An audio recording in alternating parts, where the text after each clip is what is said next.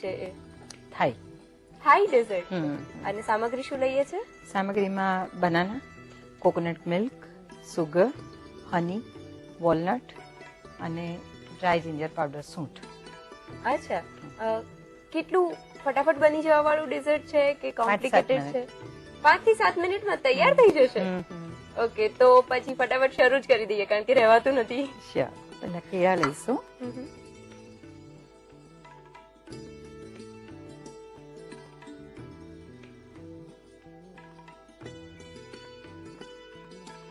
એને કટ કરી લઈએ સ્લાઇસ.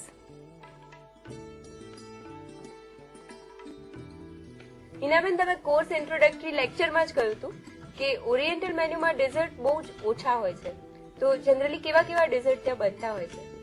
યુઝ્યુઅલી જે ડેઝર્ટ બનાવવામાં આવે છે ફ્રૂટ અને કોકોનટ મિલ્ક, એ બંને કોમ્બાઈન કરી અને બનાવવામાં આવે છે.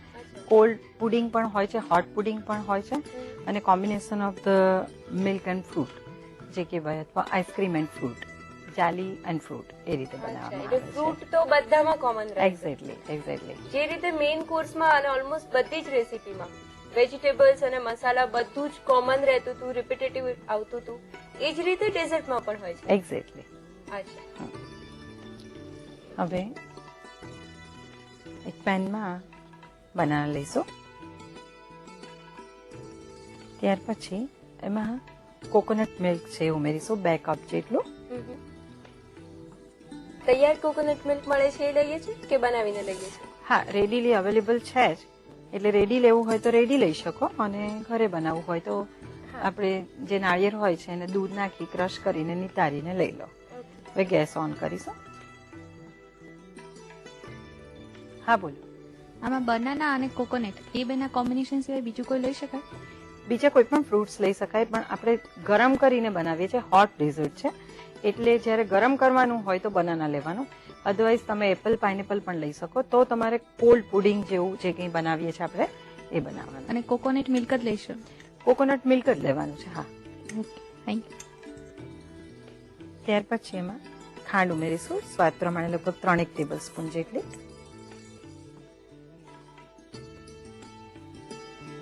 કેળાની સ્વીટનેસ તો ઓલરેડી અંદર હશે, એટલે એ ધ્યાનમાં રાખીને ખાંડ એડ કરીશું. ના, થોડું સ્વીટ બનાવવાનું છે. ત્યાર પછી સૂંઠ પાવડર છે, ડ્રાય જિંજર પાવડર, 1/2 ટીસ્પૂન જેટલું ઉમેરીશું. અગેન અહીંયા થોડું જુદું પડે છે કે ડિઝર્ટમાં જિંજર પાવડરનો યુઝ કર્યો છે, સૂંઠનો યુઝ કર્યો છે, તો બધા જ ડિઝર્ટમાં આ રીતે અગેન મસાલા યુઝ થતા હોય છે? ના, એટલે કોઈ પણ સ્પાઇસીસ, ઓલ સ્પાઇસ પણ વાપરી શકાય, કે જેમાં તજ, લવિંગ, મરી, વરિયાળી અને ફૂલચક્ર, એ 5 વસ્તુ આવે છે, એનો પાવડર આવે છે, એ વાપરી શકો. અથવા ઇન્ડિપેન્ડન્ટલી તમે તજનો પાવડર વાપરો, લવિંગનો વાપરો, કોઈ પણ વાપરી શકાય. ઇલાયચી પાવડર પણ કેળામાં સારો લાગે છે, જાયફળ પાવડર પણ સારો લાગે છે. કેટલું ગરમ કરીએ છીએ આ મિશ્રણને? થોડા કેળા સોફ્ટ થાય ને એટલે. હવે થોડુંક થીકનિંગ થઈ ગયું છે કેળામાંથી પણ, અને ક્રીમ જે કોકોનટ મિલ્ક છે એ બંને મિક્સ થાય છે ગરમ થવાથી. આની અંદર આપણે ક્રીમ અથવા તો આઈસ્ક્રીમ એડ કરવાનો છે, એટલે થોડુંક રૂમ ટેમ્પરેચર પર આવે પછી એમાં આપણે એડ કરીએ. બસ હવે રૂમ ટેમ્પરેચર પર આવી ગયું છે, અને બોલમાં કાઢી લઈએ.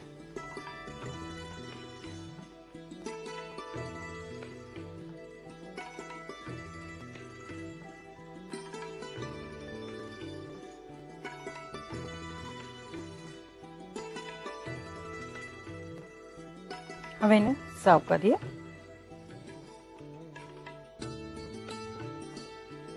એની ઉપર આપણે વેનીલા આઈસ્ક્રીમ અથવા તો વ્હીપ ક્રીમ કંઈ પણ મૂકી શકાય, એ મૂકીશું. એની ઉપર સહેજ મધ મૂકીશું, હની,